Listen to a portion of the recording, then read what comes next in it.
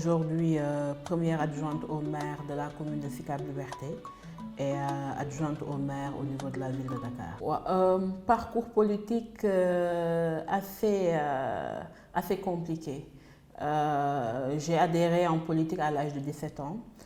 J'étais militante du PIT où j'ai géré les jeunesses de l'UJUDAN, de l'Union démocratique des jeunesses Albouri-Ndiaye. En même temps, nous étions au niveau de la coalition, c'était Front Siggil Sénégal, après Benno Siggil Sénégal, avant que ça ne soit la coalition Benno Bokk Yakaar en 2012. Et en ce moment-là, j'étais la seule jeune femme responsable d'une jeunesse politique. Parce que la plupart du temps, les jeunes femmes, elles étaient soit responsables de la commission féminine d'un parti politique ou responsables de l'organisation. Et nous avons eu à jouer un rôle pour l'alternance de 2012 avec les camarades qui aujourd'hui sont des maires pour certains, des ministres pour d'autres et des députés pour la plupart. Donc un parcours où ça a été très compliqué d'être jeune femme et de pouvoir affirmer en réalité son leadership. Je suis aussi militante féministe et politique, ce que j'assume à 100%. Et de ce point de vue, il était assez compliqué dans un univers très patriarcal de lever sa voix et de devoir à tout instant leur montrer que nous avons autant de connaissances que nous pouvons être une force de proposition et que nous ne sommes pas là que pour servir des dîners et pour préparer à manger. Donc nous avons, c'est le parcours que nous avons. J'ai été la responsable des finances du mouvement des, comment dirais-je, de la structure des jeunes de Benno Siggil Sénégal et du Front Siggil Sénégal. Après, il y a eu en 2011 le mouvement du 23 juin et j'ai été et je suis la coordonnatrice du mouvement des jeunes du M23 où nous avons aussi amené notre pierre à l'édifice, où nous avons été sur le terrain, nous avons été souvent arrêtés, bastonnés, mais en tant que jeune femme, il était de notre rôle de ne pas fuir devant l'obstacle et de laisser seulement les jeunes garçons aller au front. Et nous avons essayé de faire de notre mieux. Disons adjointe au maire. Oui, et première adjointe. Je dois dire que c'était pas du tout facile. Parce que souvent, quand on est jeune femme sur le terrain politique, nous avons énormément de pesanteurs et d'obstacles. Mais nous y avons cru. Parce qu'aujourd'hui, malgré que nous n'avons pas 35 ans, que nous sommes encore jeunes, nous comptabilisons à la limite 17 à 18 ans de militantisme. Ce qui veut dire que je pense que nous avons été à bonne école. L'élection, c'était très compliqué parce que souvent, les barrières que j'ai pu avoir, ce n'était pas seulement les hommes, mais c'était les autres femmes qui souvent disent « elle est trop jeune pour avoir ce poste-là » ou bien des réflexions du genre qu'on doit acquérir de l'expérience, que peut-être que nous n'avons pas les coudées franches pour en réalité faire en sorte que les attentes de nos populations puissent être réalisées. Mais heureusement que nous nous sommes battus avec les moyens que nous avons vus. Des fois c'était des cris, d'autres fois c'était des bagarres, des réunions très compliquées, mais en fin de compte, les gens ont essayé de mettre en avant les compétences et c'est la raison pour laquelle nous avons été élus avec une majorité écrasante. Le message que je peux donner, c'est entrer en politique, c'est d'abord une conviction. On entre en politique parce qu'on veut être militant aussi, parce que j'entends souvent certains penser que la politique doit être un moyen d'ascension sociale, ce qui est faux. Les convictions que nous avons, l'idéologie que nous avons nous pousse à penser que l'intérêt que nous devons avoir pour la politique, c'est d'abord d'être au service des populations. C'est d'essayer d'être des forces de proposition pour que le quotidien des uns et des autres puisse être en réalité changé. Et de ce point de vue, moi, le conseil que je peux leur donner, c'est d'abord d'avoir une conviction. C'est d'abord de se renseigner, de savoir si elles sont prêtes en réalité à être des bénévolats, à faire en sorte que leur jeu ne puissent jamais prendre le dessus sur le nous. Ça, c'est le premier conseil que je leur donne. Le deuxième conseil, c'est le doylu, parce que nous sommes dans un espace politique où souvent on voit beaucoup de gens qui ont énormément d'argent et si on n'a pas une certaine force de caractère, on serait tenté d'essayer de faire comme eux, entre guillemets, tout en n'ayant pas tous les éléments d'où ils tiennent leur ascension sur le plan économique. Donc c'est le doylu. La deuxième des choses, c'est d'être fier de ce que nous sommes et de forcer le respect.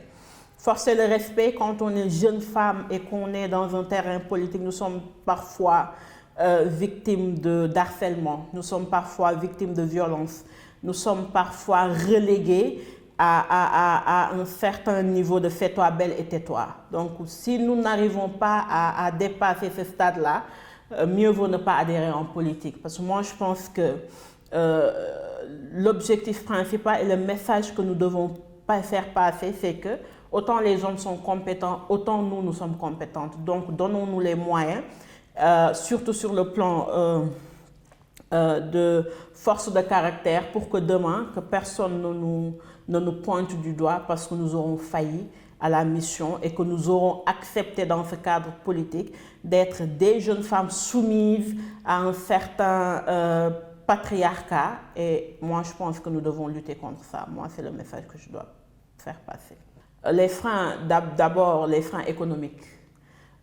Sur le plan économique, il y a beaucoup de freins si nous ne sommes pas fiers. Parce que souvent, je le disais, il y a une rencontre où je disais à mes petites sœurs que quel que soit le moyen de transport que nous avons, on doit en être fiers. Si nous devons marcher pour aller à une réunion et que nous n'avons pas volé, marchons. Si nous devons prendre un car rapide pour aller à une réunion, prenons notre car rapide. Si nous devons prendre un clando, prenons notre clando. Si nous devons prendre un taxi, prenons le taxi. Et si nous sommes véhiculés, utilisons nos moyens de transport. Je prends cet exemple comme pour étayer un peu l'argument que j'ai dit tout à l'heure, c'est le doylu. Et d'habitude, c'est un milieu où les chantages et, comment dirais-je, on met sous ton nez énormément de choses pour te faire, comment dirais-je, basculer. La deuxième des choses, c'est que nous ne sommes pas que des corps, nous sommes aussi des esprits. Et en milieu politique, il faut qu'on puisse s'affirmer en tant qu'esprit. Et les dragues, y résister le maximum possible. Et ça, c'est un point, nous n'en parlons pas beaucoup. Quand je dis que les dragues y résister le maximum possible, il faut dissocier le cadre politique, qui souvent est un cadre professionnel, du cadre privé. Et souvent, les hommes utilisent ce cadre politique en termes de laisse, pour que dans des réunions, nous n'ayons pas une grande bouche et dire ce que nous pensons, parce qu'il y aura un copain qui nous regardera droit dans les yeux et nous menacera pour qu'on ne puisse pas faire, en fait, valoir nos idées. C'est des questions qui sont là, qui sont tabous, mais qui sont souvent un frein pour l'ascension politique des femmes. La seconde, c'est de pouvoir dire que, en réalité, nous avons un message à faire passer. Et que dans les structures que nous sommes, faire en sorte que les difficultés que les femmes ont, qu'on puisse en réalité les combattre et faire en sorte que les politiques et tout ce que nous allons impulser, que les hommes y trouvent leur avantage et que les femmes aussi. Donc il y a énormément de blocages, mais ces blocages-là ne seront en réalité dépassés que quand nous aurons le doylu, quand nous serons aussi fiers de ce que nous sommes que les hommes et quand nous pourrons frapper sur la table malgré qu'on prend un cas rapide, qu'on puisse faire face à quelqu'un qui a sa Range Rover. Moi, je pense que la prochaine étape, et nous y travaillons, c'est de sensibiliser les jeunes femmes. Leur dire que nous devons arriver à ce que l'espace politique, qu'on puisse voir assez de femmes outillées, assez de femmes qui pourront porter le projet d'égalité, qui pourront porter le projet sociétal qui fera en sorte que malgré les diversités que nous avons, que chacun puisse y trouver sa place et que jeune homme, jeune femme, femme adulte et comme homme adulte, que nous puissions en réalité aller ensemble, mais nous ne pourrons aller ensemble que quand il y aura une équité sur le plan des politiques que nous proposons et une équité dans le sens de ce qui se fera. Donc moi, je pense que c'est déjà impulser les jeunes femmes à leur dire, vous pouvez diriger, que vous avez autant de compétences que les hommes, que rien ne vous empêche aujourd'hui d'être au devant de la scène, que rien ne vous empêche aujourd'hui de dire je veux et d'avoir assez d'audace que les hommes ont, et pourquoi pas arriver à avoir une présidente de la République femme, ou bien une femme qui sera sur le plan politique, qui va véritablement peser. Oui, célibataire, l'impact, c'est souvent les remarques que nous avons, mais que nous prenons un peu pour des blagues. Parce que nous pensons que chacun a son destin et qu'aujourd'hui, le malheur, malheureusement, c'est qu'on s'attarde plus sur les femmes célibataires qui sont sur le champ politique plutôt que sur les hommes. Donc, de ce point de vue, nous avons souvent des réflexions disant puisque vous êtes au devant de la scène, vous faites peur aux hommes, que puisque vous êtes au devant de la scène, vous êtes féministe, en réalité, vous serez des vieilles filles. Et moi, souvent, la réponse que je leur donne, c'est de dire, bon, nous n'avons pas besoin de peur dans notre vie et nous aimerions avoir des hommes qui sont véritablement, qui répondent à ce mot et qui n'ont pas peur d'être avec des femmes qui s'assument.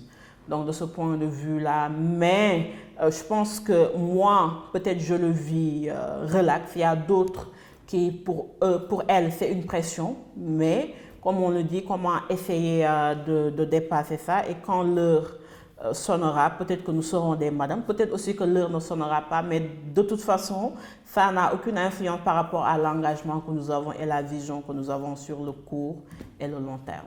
Les contraintes, elles sont multiples, parce que je le dis ici aujourd'hui, les gens pensent qu'il n'y a que les femmes qui sont entre guillemets baraneuses, mais il y a beaucoup d'hommes baraneurs. C'est un coup que j'envoie sur... Et souvent, nous sommes confrontés à ça, à devoir tout le temps, comment dire, faire face à ce genre de choses. Deuxième des contraintes, c'est que nous devons tout le temps prouver que la place que nous avons, nous ne l'avons pas arrachée. Nous devons tout le temps, même les parcelles de pouvoir que nous avons des fois, nous devons lutter pour qu'on nous donne ces pouvoirs-là. Et c'est une lutte perpétuelle, c'est H24 être sur le terrain. Par exemple, tu es adjoint au maire, c'est un ancien adjoint au maire qui veut venir jouer ton rôle, alors que c'est toi qui viens d'être élu. Et à la limite, il y a une brèche où les gens ne comprennent pas. Parce que moi, je dis que l'une des qualités, nous, en tant que femmes politiques, que nous devons avoir, c'est d'abord l'humilité. Après l'humilité, c'est le fait de pouvoir être ouvert et de travailler avec tout le monde. Mais à force de nous battre, des fois, c'est nous-mêmes qui créons des barrières. Donc, c'est un paradoxe qui est là. Mais ces contraintes-là, moi, aujourd'hui, je me bats pour que les prérogatives qui sont les miennes, qu'on me les donne. De prouver que autant les autres sont compétents, autant nous sommes compétents. Et je pense que c'est les actions que nous menons sur le terrain qui vont le prouver. L'une des contraintes aussi, c'est sur le plan social, comme je l'ai dit, les contraintes économiques, qui font qu'aujourd'hui, nous faisons en sorte d'avoir une politique qui prend en compte les besoins, en réalité, spécifiques des femmes et des jeunes femmes. Et nous avons même proposé, nous avons fait une proposition au niveau de la ville de Dakar pour que dans les écoles, qu'il puisse y avoir des toilettes publiques pour les femmes, que l'accès aux serviettes hygiéniques, c'est des questions qui souvent que l'on prend pour des questions minimes, mais qui sont des questions essentielles pour véritablement une population à la limite pauvre et que le Sénégal n'a pas de politique sociale. Donc, c'est toutes ces questions-là que nous sommes en train d'aborder, mais nous faisons en sorte que les jeunes femmes et les femmes puissent en réalité y trouver leur compte. Le mot de la fin, c'est d'abord vous remercier pour l'occasion qui nous est donnée de discuter. C'est de dire que nous sommes conscients qu'aujourd'hui, que nous avons un poste électif politique. Demain, nous pouvons ne pas l'avoir. Mais de dire que les femmes et les hommes passent, mais les institutions demeurent. Et de faire en sorte qu'en tant que jeunes, de laisser notre empreinte pour que demain, en réalité, ceux qui s'attendent à ce qu'on dise les femmes sont incompétentes puissent savoir que nous sommes aussi compétents qu'eux. Ça, c'est le premier défi. Le second message, c'est de dire à nos camarades jeunes qui souvent préfèrent la société civile à la politique de ne pas avoir peur. d'intégrer les instances dans les partis politiques, de venir parce qu'il n'y aura de changement véritable que lorsqu'il y aura de véritables militants et militantes qui s'engageront et feront en sorte que les choses changent, pas pour leur propre intérêt, mais pour l'intérêt général et l'intérêt du peuple. Pirou TV, racontez aujourd'hui, existez demain.